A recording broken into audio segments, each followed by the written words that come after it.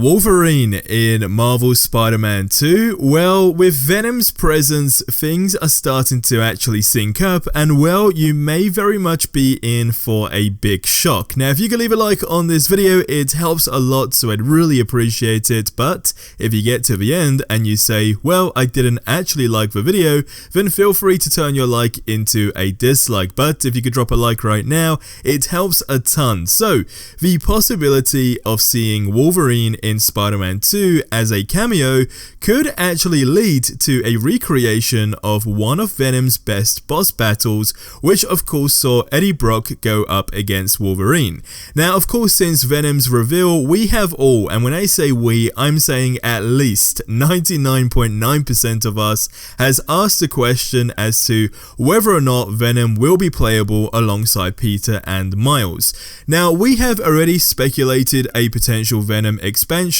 where you do get to play as Venom, and ultimately how he will have his own narrative in 2024, as his voice actor Tony Todd teased that 2024 should actually be marked in our calendars. But this is purely speculation, but with Insomniac having both Spider-Man 2 and the Wolverine game more or less back to back with release dates, and that's assuming that Wolverine is still set for 2024, then it makes sense for these two games not to necessarily interlink with stories, but just the presence in the form of a cameo / or Easter egg. Now, rumors of Venom being playable in Marvel Spider-Man 2 actually goes way back to 2005's Ultimate Spider-Man game. Now, the Ultimate Spider-Man game, which reinvented the symbiote suit as a man-made cure for cancer gone wrong, actually had us swapping between Spider-Man and Venom. Now, with the teasers of Venom in, of course, this Spider-Man 2 game showing the symbiote as a potential cure for Harry's terminal illness, it looks like the Marvel Spider-Man series as a whole could actually be taking inspiration from this iteration of the character already. Now, this could lead to Insomniac taking other cues from that game, such as Venom's first encounter with Wolverine, which, as I said a second ago, we know are ultimately going to be going back to back with each other. Now, of course, since that game, Wolverine has never been seen again in the game after that battle, but the cameo was a fun way to introduce another Marvel hero and showcase elements of the wider established Ultimate Universe. Now, what's interesting is that that title actually had an extended cameo from Fantastic Four's Human Torch in Spider-Man's story, with the two of them actually facing off in what I believe was a friendly race mission. Now, that sort of ties into the open world of this game, as well as the interactions with other heroes in the universe. See, in the first game, we had teasers like the Avengers Tower, we had the teasers with the Fantastic Four suit, which of course dropped as an add-on after the release, so there was always some sort of subtle hint towards universes. However, if you take a look at the bigger picture here, it depends on how Insomniac plan to take this title further, and when I say this title, I'm specifically talking Marvel Spider-Man 2. Now, what I mean is, are we going to be going for a Spider-Man 3, a Spider-Man 4, etc, etc, because at that point, is it going to become an ongoing series, almost like a series like the Assassin's Creed games? It's weird though even saying that, because if we are saying 2024 is the release date for Wolverine, but then let's just say our theories come true about there being a big expansion which solely has Venom as a playable character and a Venom narrative, I mean, that could then be the one that features Wolverine as opposed to the base of this game.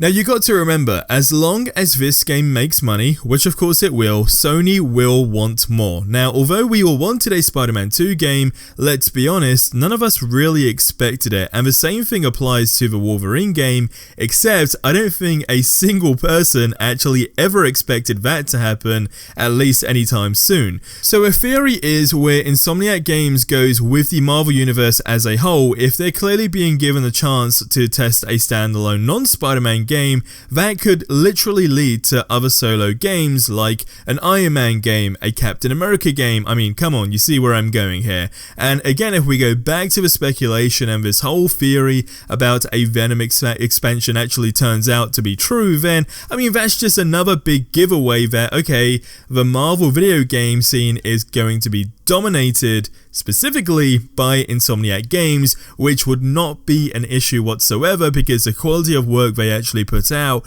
is just phenomenal. So I'm curious to see if we will see Wolverine make some sort of appearance, and if I had to follow my gut feeling, I'm going to say yes. Whether that's a cameo either visually or simply by the audio logs, there is no doubt in my mind that he will pop up somewhere, and I'm only saying that because, well, they are going to want to build up hype for the Wolverine game the following year, so it only makes sense to actually include a character that, bear in mind, they are actually creating, so they have all the model, etc, etc. They can literally just copy and paste that into a scene in Spider-Man 2, and I mean, come on, that's going to get a lot of people hyped, so the possibility is very likely, but the reason why I think it's such a big deal here is solely because of Venom's presence. Had Venom not have been in this game, and we're talking about a complete different villain, then arguably that would have literally been a complete different story, and then we can say, okay, well, sure, Insomniac Games do have a Wolverine game, etc, etc, but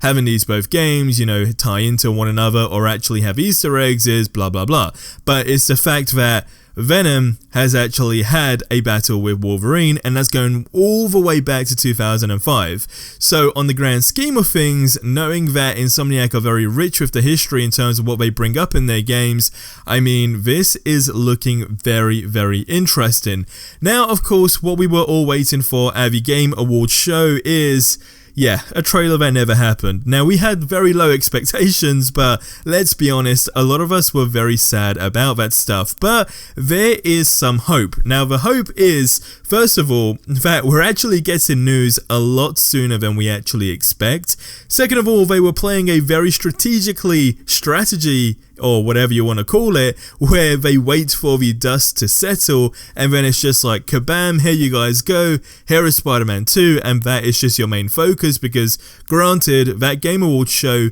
did actually reveal some very interesting games. So in terms of, I guess, you know, diverting that attention, that could be a very smart strategy they may well be following. But what actually took a lot of people by surprise, including myself, is the fact that the voice actor for Miles Morales took to Twitter to randomly, a day before, retweet the Spider-Man 2 announcement, which the main Twitter account on Spider-Man 2 made. Now, there was some confusion when I actually spoke about this, but the tweet was made last year and he retweeted it a day before the Game Awards, so you actually be able to see the dates on there. But things are getting very, very interesting, and more so excluding the interesting aspect for this game, I'd say things are getting very serious, because everything that's happened in the last week surely can't build up to nothing, right? That just cannot be a thing. It just wouldn't make sense. So the news that has dropped out this past week, in fact, check out the video that you see on screen right now, because all the info is in there and it's gonna blow you away, the fact that all of this stuff literally happened in the past week or so. So we are definitely heading to something great. Check out the video you see on screen right now.